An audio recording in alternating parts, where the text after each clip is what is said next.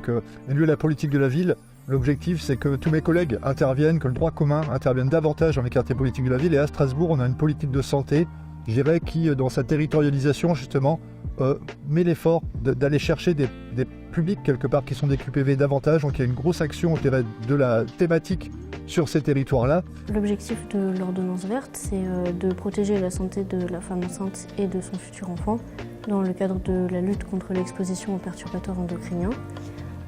Donc c'est un dispositif en 2 temps. Il y a d'abord 2 ateliers de sensibilisation aux perturbateurs endocriniens, là où on les trouve, comment s'en protéger au quotidien. L'ordonnance verte a aussi pour but de promouvoir une alimentation saine, équilibrée et durable. C'est pourquoi nous proposons des paniers de légumes bio aux bénéficiaires du dispositif. Donc c'est 28 par femme inscrite à mesure de 1 par semaine, ce qui fait que le dispositif dure environ 7 mois. Si les femmes enceintes sont le public cible de l'ordonnance verte, c'est parce que la grossesse et la vie fœtale sont des périodes de la vie particulièrement vulnérables aux perturbateurs endocriniens. Donc c'est d'autant plus important de les protéger à cette période.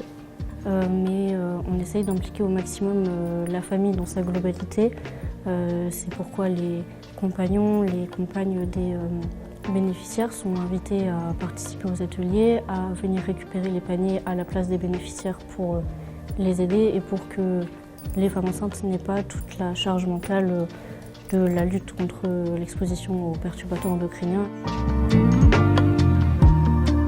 Dans le cadre du dispositif, on fait de l'aller vert auprès des publics les plus fragiles, donc surtout dans les quartiers prioritaires de la ville où il y a 5 lieux d'ateliers dans les QPV directement et aussi 8 lieux de distribution sur les 15 au total qui se situent dans des QPV.